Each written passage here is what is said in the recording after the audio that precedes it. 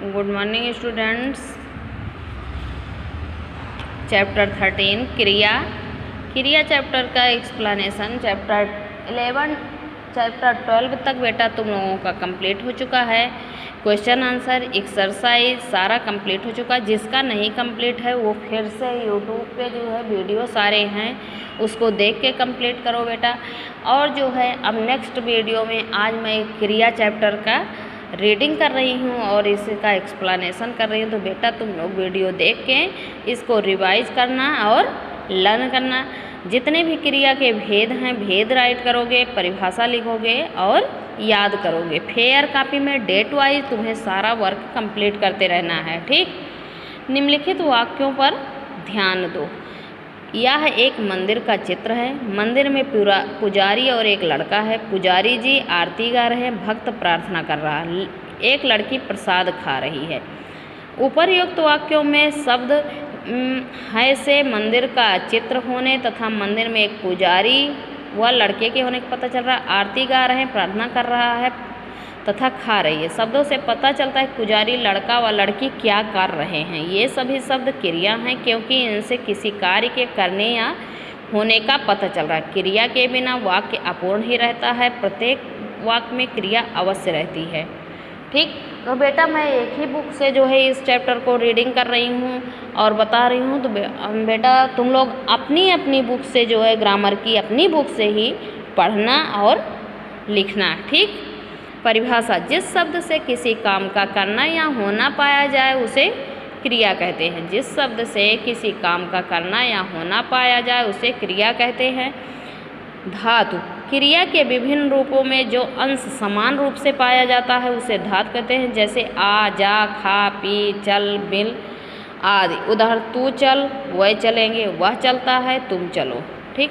इन वाक्यों में चल शब्द सभी में आया है। यह एक धातु है। इसी में ता, गे, लो आदि शब्दांश लगाकर अनेक रूपों की रचना की गई है। अब है क्रिया के भेद, क्रिया के रूप मतलब कि क्रिया कितने प्रकार की होती है। तो क्रिया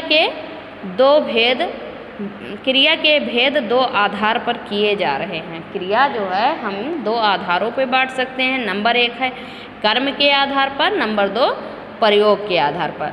तो कर्म के आधार पर क्रिया के भेद, कर्म के आधार पर क्रिया के 2 भेद होते हैं। नंबर 1 है सकर्मक क्रिया, नंबर 2 अकर्मक क्रिया, ठीक।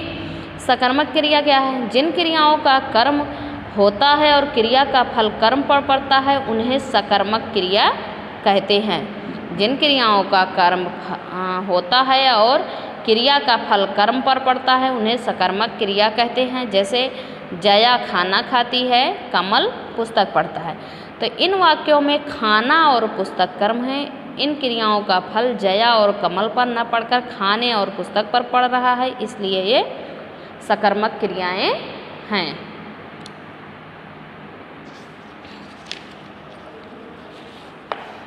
क्रिया के साथ क्या, किस, किसको प्रश्न करने पर यदि उत्तर मिल जाता है तो क्रिया सकर्मक होती है। क्रिया के साथ क्या, किस, किसको प्रश्न करने पर यदि उत्तर मिल जाता है तो सकर्मक क्रिया होती है।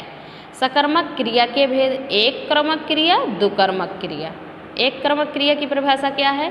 जिस सकर्मक क्रिया का एक ही कर्म हो वह एक क्रमक क्रिया कहलाती है। जैसे माली पानी देता है, जया चित्र बना रही है, मनोज पत्र पढ़ रहा है, मनीष आलू खा रहा है। उपर्युक्त वाक्यों में पानी, चित्र, पत्र व आलू कर्म है, अतः यहाँ एक कर्मक क्रिया है। दुकर्मक क्रिया, जिस सकर्मक क्रिया के 2 कर्म हों वहाँ दुकर्मक क्रिया होती है। जैसे माली पौधों को पानी देता है, जया मेरा चित्र बना रही है। तो प्रयोग में 2 कर्म होने के कारण दुकर्मक क्रिया है। दूसरा है अकर्मक क्रिया, जिन क्रियाओं का कर्म नहीं होता तथा उसका फल कर्ता पर पड़ता है वह क्रिया अकर्मक क्रिया कहलाती हैं। जैसे राम हंसता है, आदित्य चलता है।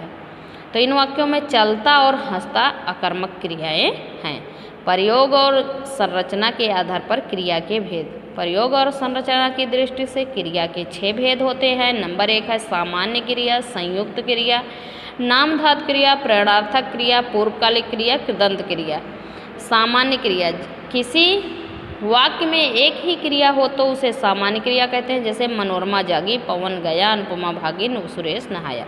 संयुक्त क्रिया, किसी वाक्य में एक से अधिक क्रियाएं हो तो उसे संयुक्त क्रिया कहते हैं, जैसे पिताजी कार्यालय से लौट आए, रेलगाड़ी चल पड़ी, रमा ने भोजन कर लिया, श्याम से गिलास टूट गया। इन वाक्यों में एक से अधिक क्रियाएं प्रयुक्त है। प्रथम वाक्य में लौट लौटना तथा आए आना क्रियाएं हैं। दूसरे वाक्य में करना तथा लिया लेना क्रियाएं हैं। तीसरे वाक्य में चल चलना तथा पढ़ी पढ़ना क्रियाएं। अंतिम वाक्य में टूटना और गया क्रियाएं हैं। जिन वाक्यों में संयुक्त क्रियाएं होती हैं उनमें पहली क्रिया मुख्य क्रिया होती है और शेष क्रियाएं उसकी सहायक होती हैं। मुख्य क्रिया के साथ आने वाली अन्य क्रियाएं रंजक क्रियाएं कहलाती हैं। नाम धातु क्रिया, याद करने के लिए पाठ को दोहराना चाहिए। तारों का टिमटिमाना मन मोह लेता है। इन वाक्यों में दोहरा शब्द से दोहराना क्रिया बनी है। टिमटिमाना क्रिया टिमटिम शब्द से बनी है। ऐसी क्रियाएं नाम धातु क्रियाएं कहलाती हैं। संज्ञा, सर्वनाम, विशेषण आदि शब्दों से बनने वाली क्रियाएं नाम धातु क्रियाएं कहलाती हैं, जैसे रंगना, लजाना, चकराना, अपनाना, फटकारना, थरथराना, खटखटाना आदि। प्रेरणार्थक क्रिया, समीर आरती से अंजना को चित्र दिखवाता है। संजना ने पुत्र को खाना खिलाया। सेठ जी ने नौकर से फर्श धोया। अध्यापक बच्चे से लिखवाता है। इन वाक्यों में दिखवाया, धुलवाया, खिलाया, लिखवाता क्रियाएं, ये क्रियाएं आरती, नौकर, पुत्र और बच्चे के द्वारा हो रही हैं, परंतु इनको करने की प्रेरणा समीर, सेठ जी, संजना और अध्यापक दे। ऐसी क्रियाएं प्रेरणार्थक क्रियाएं कहलाती हैं।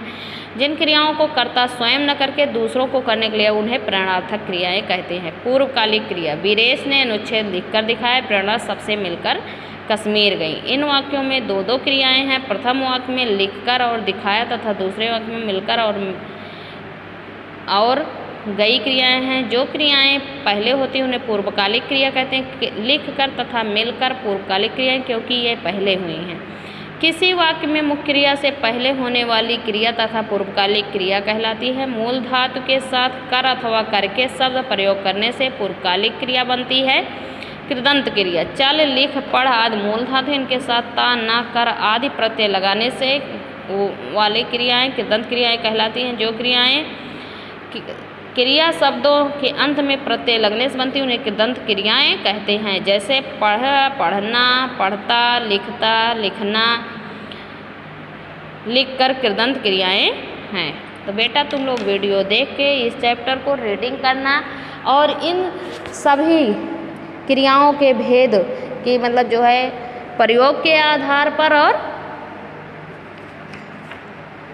कर्म के आधार पर और प्रयोग के आधार पर क्रियाओं के भेद लिखोगे। सबकी डिफिनेशन फेयर कॉपी में राइट करोगे और लर्न करोगे। ठीक, नेक्स्ट वीडियो में मैं तुम लोगों को इसकी एक्सरसाइज और क्वेश्चन आंसर सेंड करूँगी। Thank you, have a nice day.